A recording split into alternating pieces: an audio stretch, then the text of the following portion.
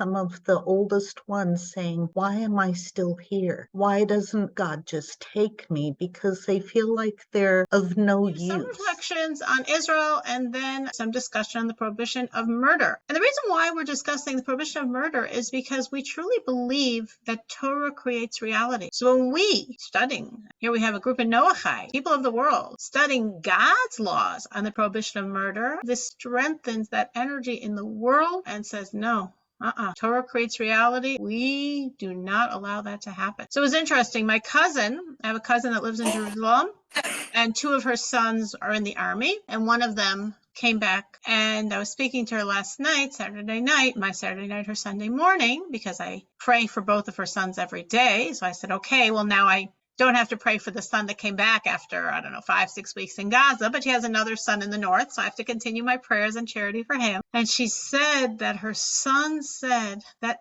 every single day he saw miracles. Every single day, literally. Another miracle that saved them, another miracle that saved them, another miracle that saved them. And she said she really feels that what we're doing, our charity, our psalms, all of the good we've all taken on and doing, it's creating like a spiritual shield, which is why her son and his friends are surviving very, very untenable situations, a situation which in the normal way should not be. And they're surviving it because of all the spiritual energy that's literally a shield protecting them. And there's so much of that feeling and that energy in Israel and really all over the world. There's someone who is writing a Torah scroll, and specifically, he's going to soldiers and to people from displaced communities. There's about 250,000 Jews now displaced that cannot return to their homes.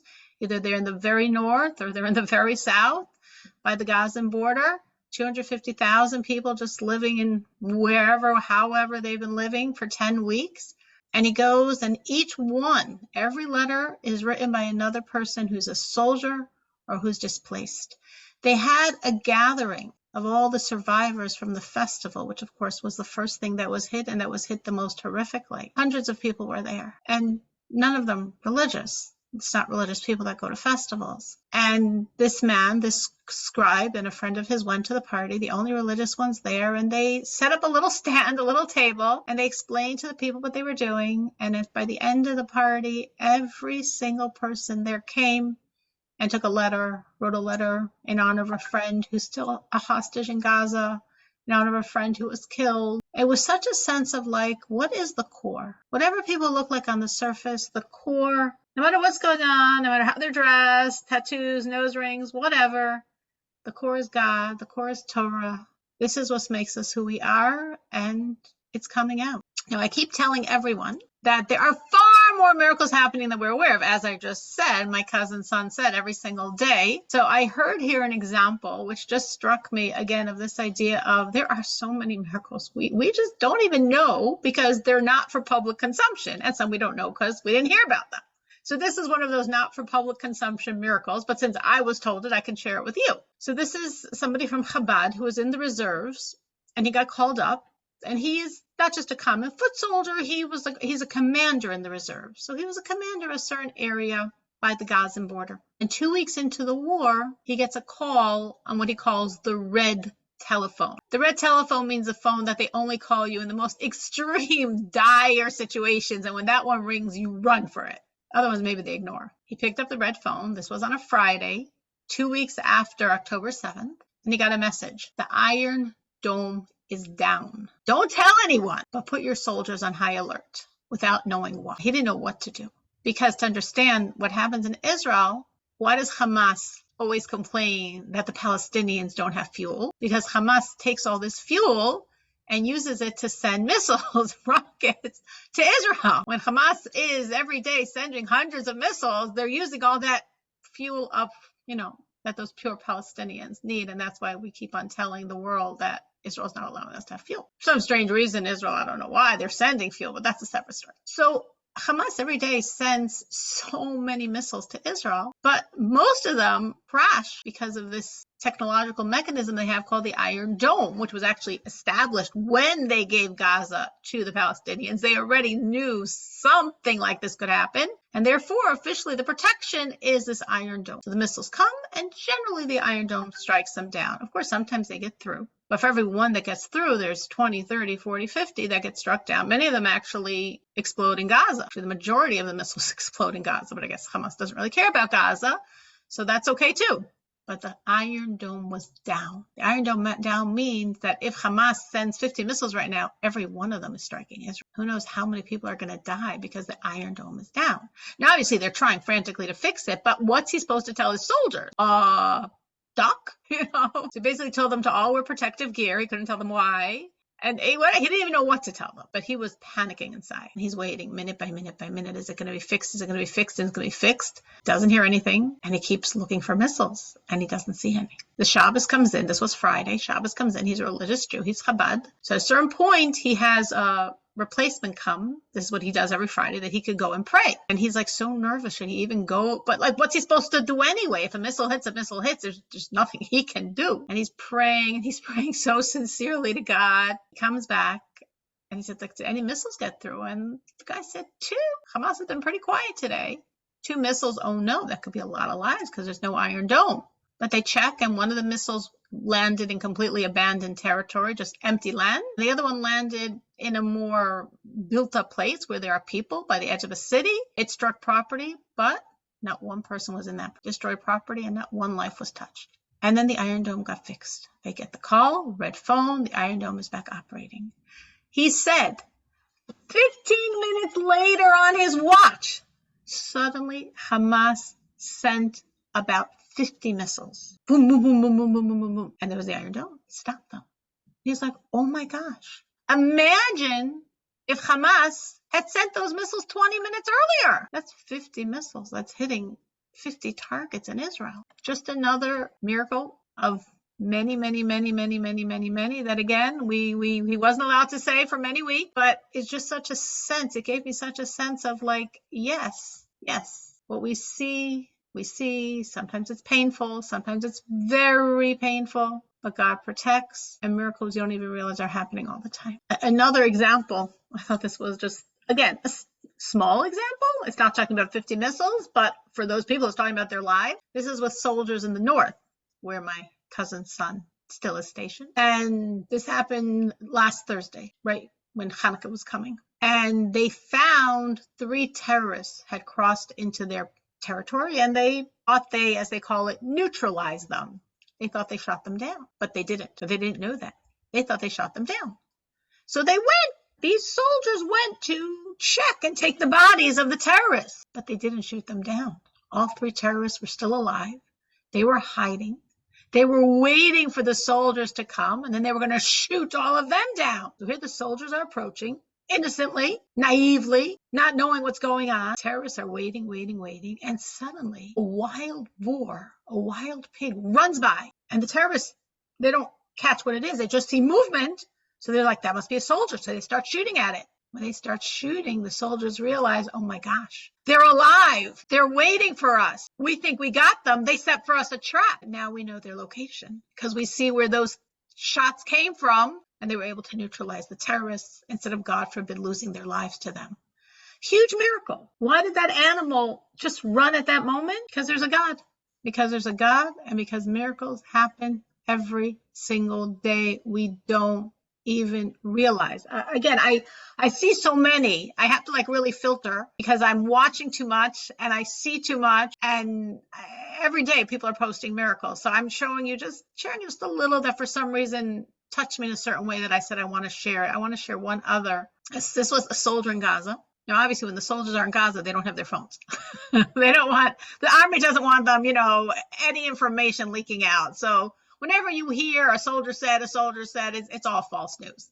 The soldiers in Gaza have no phone. He's in Gaza for many weeks. At various points, they give them a break. They're still on duty, but they give them a break and they get to go out and they get their phones back. Like all of us, oh my gosh, I got my phone, didn't have it for a night. Let me see what's on it. So this soldier checks his phone and he starts checking, he starts watching videos. He went on Twitter watching different videos of Gaza. Now on Twitter, Hamas releases a lot of videos. I don't believe I've ever watched anything on Twitter.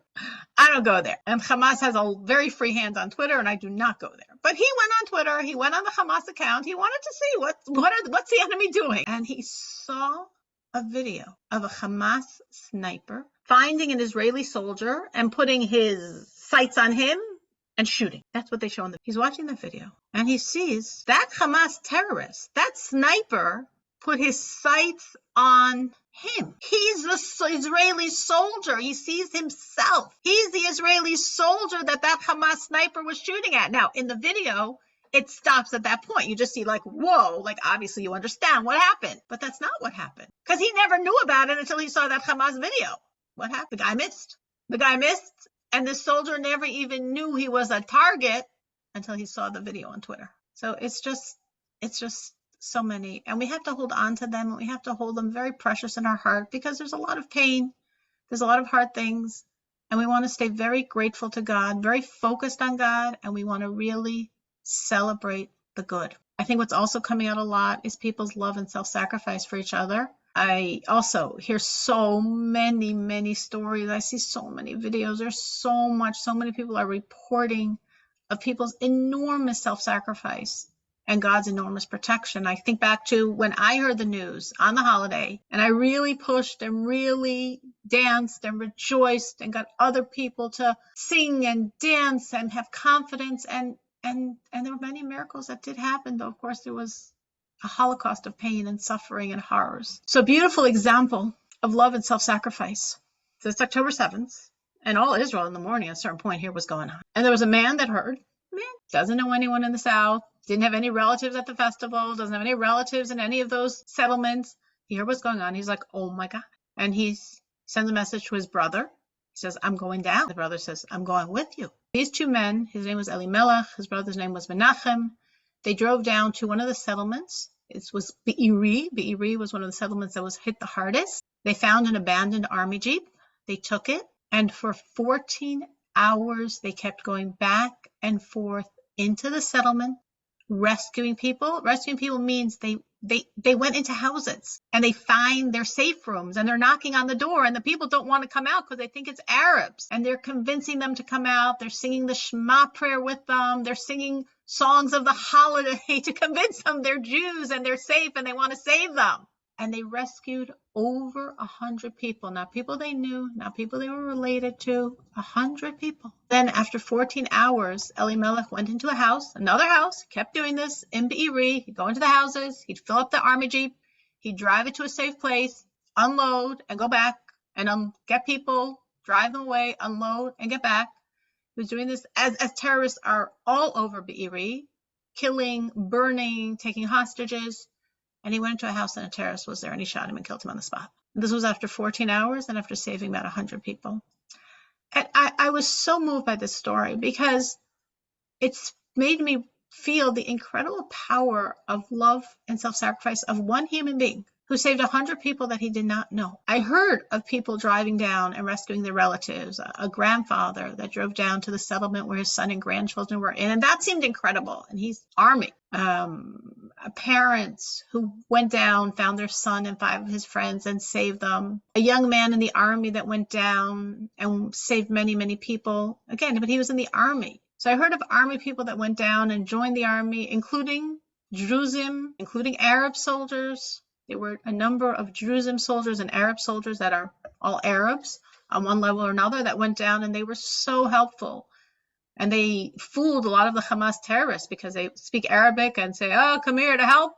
And then they'd get a terrorist to come on the side and they'd kill him. So I heard of this. I heard of a farmer that lives in the area, knows the area like the back of his hand, because he had a farm in that area exactly where the festival was. And so he made many trips going down, and he also saved many people by, again, very similar. He made like 10 trips from the festival to his own farm, from the festival to his own farm. He saved about 150 people from the festival. Again, civilian, but he is a farmer that knows the area very well. He is a retired cop, and he was right there. Here's a man. He's not in the army. He wasn't going for any of his relatives. He didn't have any connection to the land or the area. He didn't have any special knowledge, but he's a human being who knew what was going on. And he went in and out of the most dangerous settlement for 14 hours to save people he totally didn't know. He did this until he was killed. And I was like, wow, what a testimony. What a testimony to how a human being is supposed to be. Moved me very, very much. There's an interesting sign. I just thought this was, sometimes we look for signs, for God signs about the war.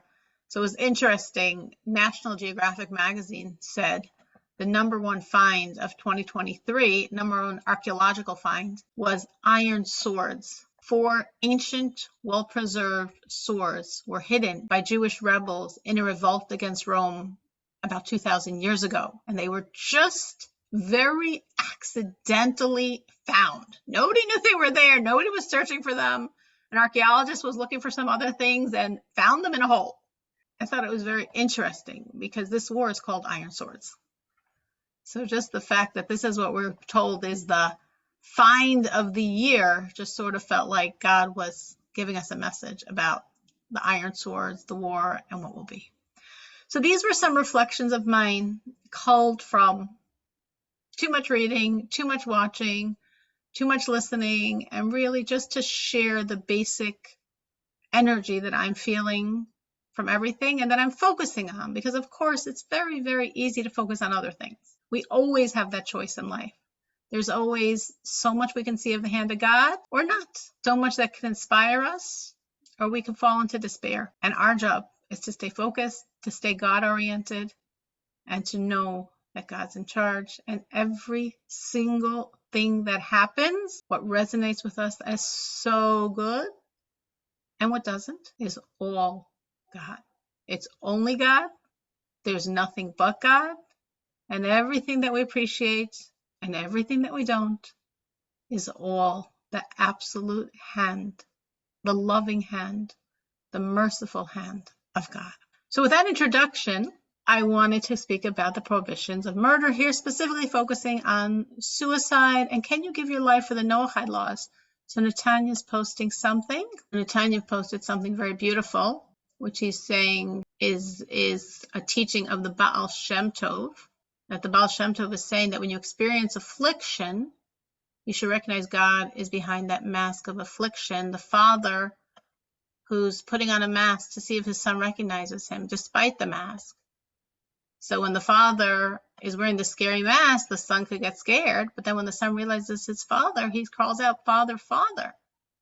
And then the father can take off the mask and embrace his child. And when we're suffering, but we understand there's nothing but God, and he's our father who's seeing if we're still going to recognize him. But if we don't realize everything is from God, and when we just see this affliction as affliction, and we only try to find some physical means to escape it, the problems stay. This is from the Baal Shem Tov. It's reminding me of something from one of the Chabad Rebbeim, sort of similar idea, different context, that a father, sort of similar, slightly different, but a similar concept, that a father has a child and he wants to test his child's wisdom. So what does he do, this loving father who's so close to his children? He hides himself and he sees what happens. And a wise child will search for his father. But the foolish child looks a little, doesn't find his father and gives up. He goes, plays with his toys. He goes, runs away. Father must have left us. But the wise child says, no way.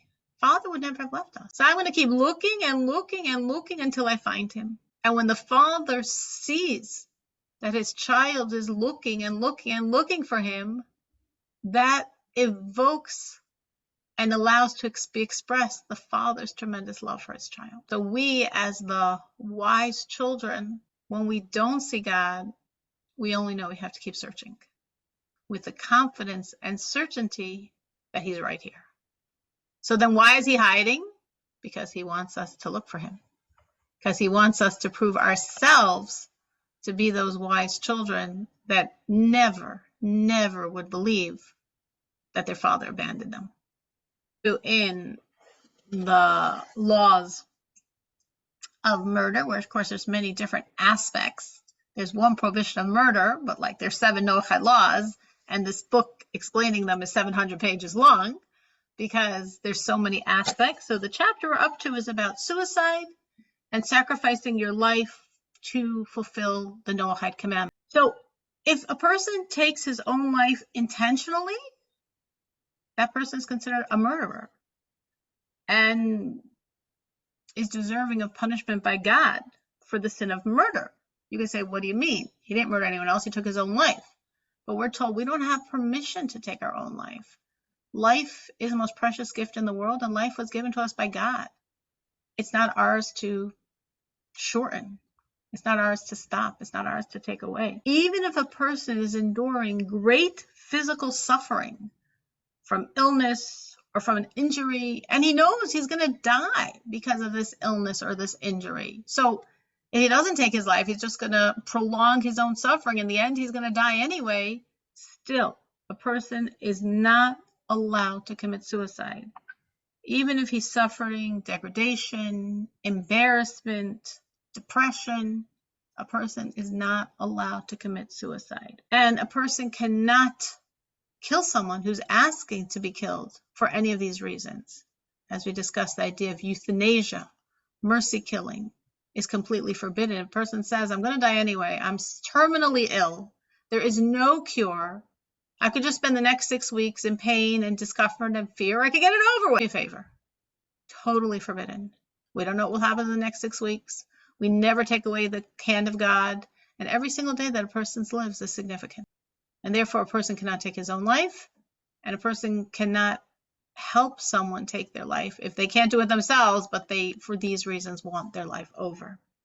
But that's the general strokes, meaning a general situation where a person, for a mental illness, for depression, for physical illness, terminal illness, suffering a lot of pain, will want to stop his life. And that's all completely forbidden.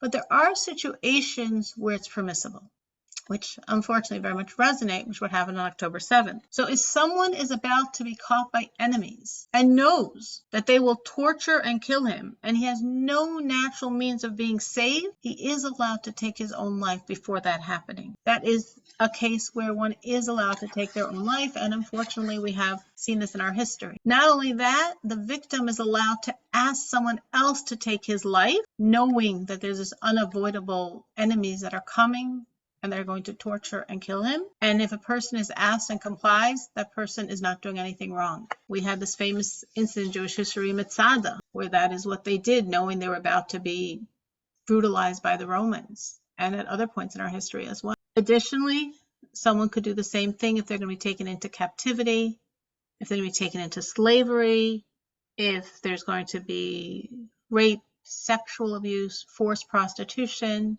any of these horrible things that unfortunately do happen sometimes. And if a person knows that's what's about to happen, they are allowed to take their life to prevent having to go through that. And that is not a transgression. God allows them in those situations to save themselves from that.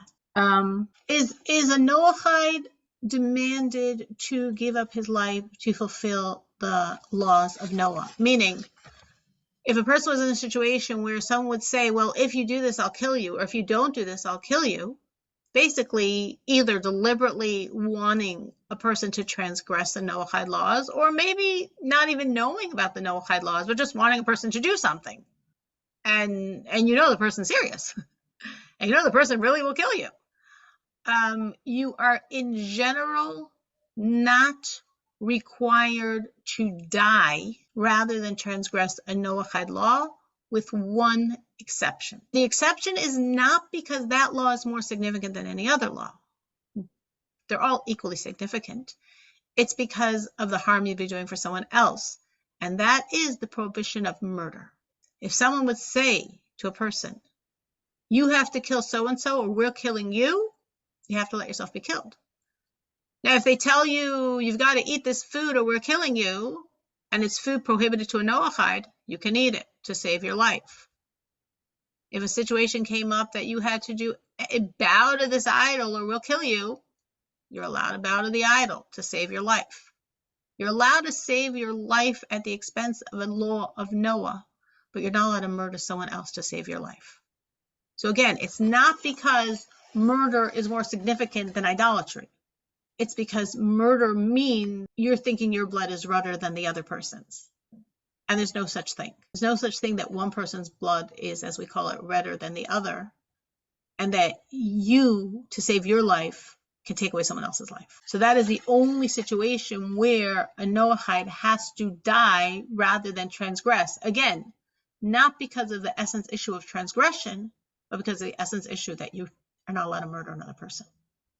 And this applies in every situation of life, meaning if someone's being told to kill an embryo, a fetus in the womb, no. If they'll kill you first, God forbid, we view that embryo as life. There's no permission, as we've discussed already, with the whole idea of abortion. So if a person is being told, if you don't kill this embryo, you will be killed, you have to let yourself be killed rather than kill an embryo. If a person is dying, they were wounded and they are dying, and a person's told, you have to kill that person, and if you don't kill them, we'll kill you, you can't say, well, they're dying anyway. If I kill them, I'm just taking a few hours of their life. My life I have ahead of me. No. There's no permission to take life. Person's dying or not, that's in God's hands. The embryo might never be born, that's in God's hands. If you don't kill this person, someone else will kill them. They'll get someone else to kill them. That's in God's hands. But a person is never allowed to take the life of another person. For example, if a person is told, if a group of people are told by whoever's the reigning terror, give up one of your company for us to kill. And if you don't give up that one person, we're going to kill all of you. Well, that sounds okay. I mean, there's 20 people hiding, and they're found by the terrorists. And the terrorists say, you guys give us one of them. You give us one person, we'll kill that one person, we'll let the rest of the 19 of you go. If you don't give us one person, we're killing all of you. We're not allowed to do that. Why? Because you're not allowed to be a participant in a murder. And even though a person could say, but logistically that makes no sense, because now they'll murder all 20 of us. That's their end. That's not your end. If the group would choose one person by whatever means and say, okay, that person's going to die so the 19 of us can live, no, not allowed. If, I think we're calling it the terrorists, would say, so-and-so we're going to kill, they say by name a certain person, give us so-and-so. If you give us so-and-so, we'll let the rest of you live. If you don't give us so-and-so, we're going to kill all of you. Then in that very specific situation, you are allowed to turn over that one person, knowing everyone's going to die. But if they just say, give us one of you guys, you're not allowed to. You're not allowed to because, again, for a person to select another person to die, to be murdered, we value life too much, and we are not allowed in any situation to do that. Now, if a person did the wrong thing, and they were told that they had to commit this homicide or they would be killed, and they did it, it's 100% wrong, it's 100% forbidden, but God would never punish them for it because they did it only under complete duress. They had no desire or want on any level to kill someone else. So they're 100% wrong, but God would never punish them because of the situation. So you're not allowed to do it, and God's not punishing you for doing it, but you're still not allowed to do it. Okay, well, what about if a person voluntarily is saying, I would die rather than transgress God's law? Now, there are many, many examples of this in Jewish history, of Jews that chose to die rather than transgress, even though technically they didn't have to. A Jew does have some things he has to die for, idolatry, adultery, or murder, but everything else is basically voluntary. It's basically if you choose to die for it because you cannot dream of violating God's law, you're allowed to, and that's an honorable thing, but there's no duress, there's no mandate that you have to die for anything else. You don't have to die for kosher. You don't have to die for Shabbos. For idolatry, adultery, and murder, you have to die. There you don't have a choice. So how does this work with a Noahide? So we already said a Noahide has to die rather than murder. Again, not because murder is any more significant than idolatry or any of the other Noahide laws, but because you can't hurt another person. You can't take another person's life to save your own. But what if something else is being after the Noahide, like serve this idol? Any questions before we start speaking about sacrificing your life voluntarily? Any questions on any of this? Does a Noahide have to die? No. Is a Noahide allowed to die and sacrifice himself, as we call it, to die for the sanctification of God's name? That's the term we use to die. In Hebrew, it's al kiddush Hashem, for the sanctification of God's name. Can a Noahide sanctify God's name and choose to die? Yes. Just as a Jew can choose to die, a Noahide can choose to die. Not required, not obligated, but he can choose to die for any of the Noahide laws.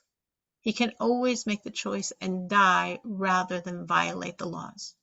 Not required, but considered, as is considered for a Jew, a very, very noble, honorable death. And the truth is, going back to October 7th, to understand that any Jew who dies because they're a Jew, dying for the sanctification of God's name, is dying, as we call it, al kiddush Hashem. And any such person that dies that way goes straight to eternal goodness. That death wiped away anything they might have done wrong in their entire lifetime and allows them to go straight to God's eternal goodness. And a Noahide who chooses to die, doesn't have to, but chooses to die, also has a special godly power, because he's literally choosing voluntarily to give up his life for God. Any questions or thoughts on any of this? Now, normally, of course, I would say this is completely not relevant to our life, but unfortunately, after what's happened, unfortunately, that's not true. Unfortunately, it's not true.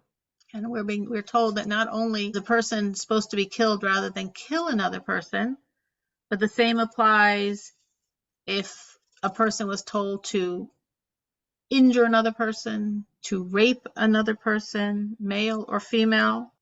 They have to die rather than do that. And conversely, if a person, male or female, knows that someone's going to come and take them hostage, take them captive, sell them as a slave, sexually abuse them, male or female, they are allowed to take their own lives or ask someone to take their life rather than undergoing that. So again, we can look at this and say, hopefully, unfortunately, though we see in our world these laws are still relevant, but hopefully they're not relevant in our immediate world. But the message, I think, is very, very, very relevant. What's the message you take from these laws? That life is precious. Exactly. The enormous preciousness of life. I think that's embedded in these laws so strongly. So, God willing, none of us should ever need to remember the details. Should never be relevant at all on any level to anyone we know at all. But the message we should think about very strongly. It's exactly as Netanya said.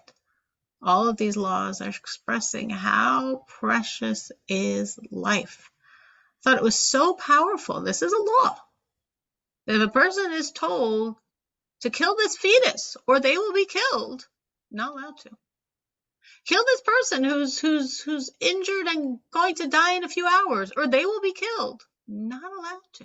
If a person's suffering from a terminal illness and in pain and wants to take their own life, not allowed to.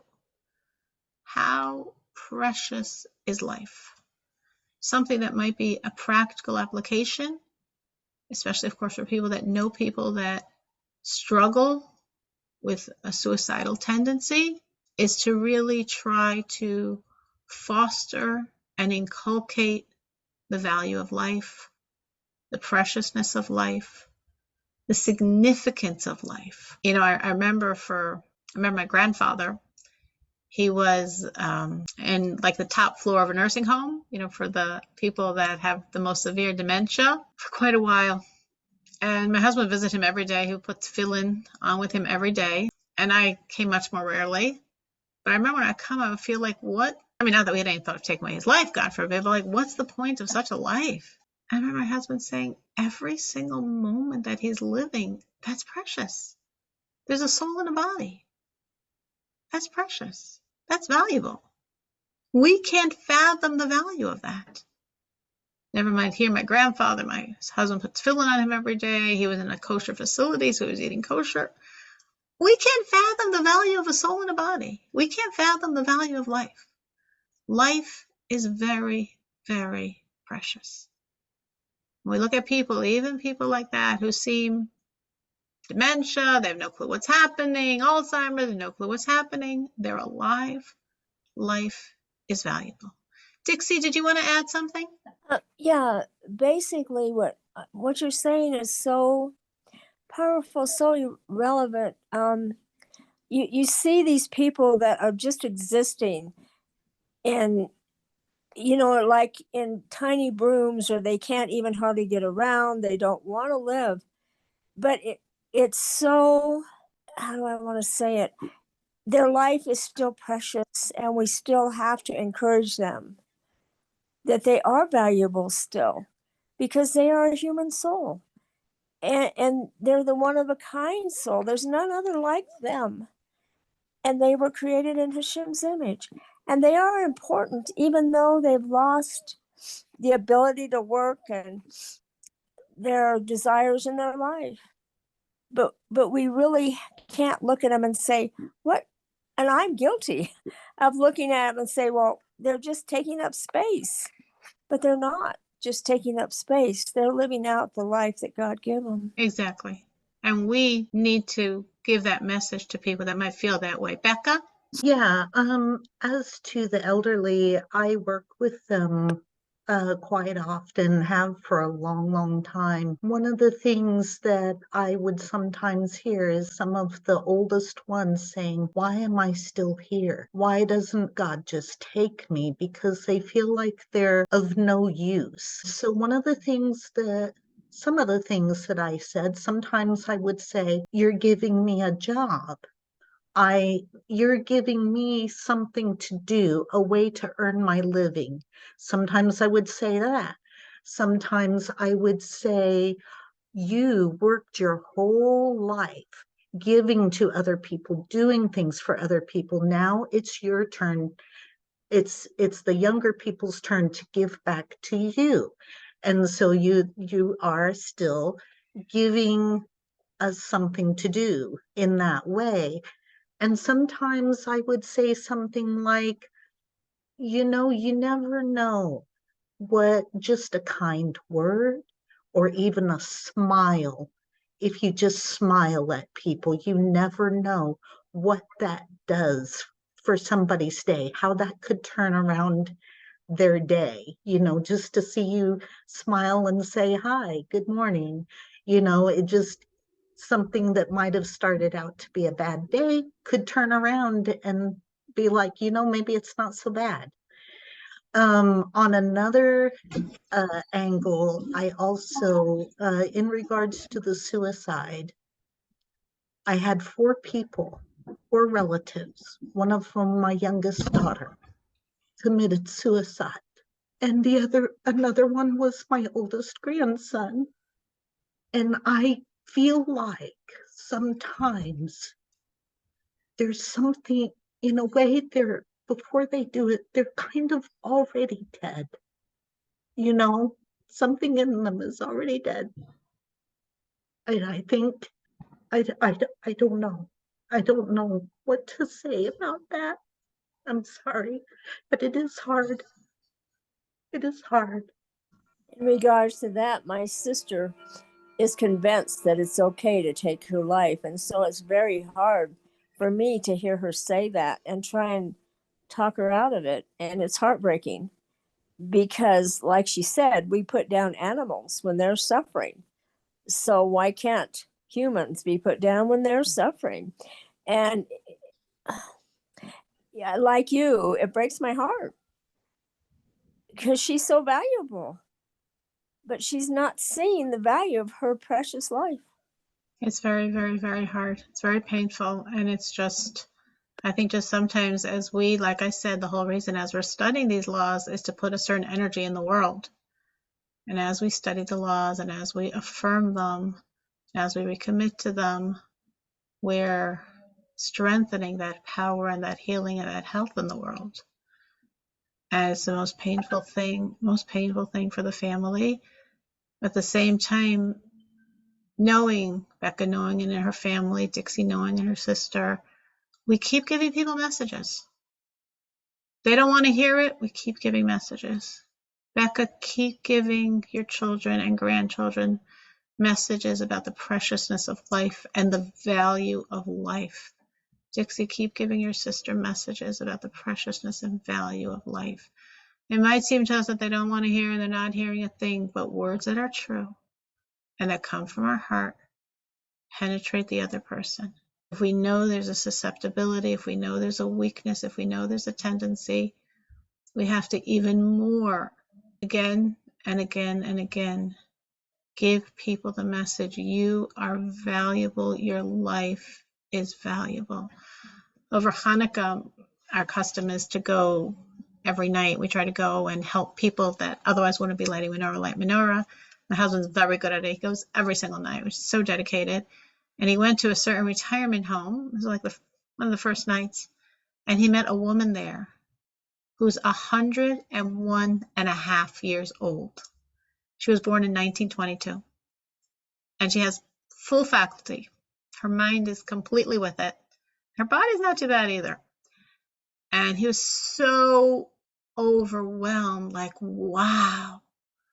It struck him so deeply. And he went a second time, another night, to visit her, but she wasn't feeling up to it. She didn't answer the door for him. And then he went a third time, and I went with him. So I was the gambit. She opened up the door. And it was inspiring.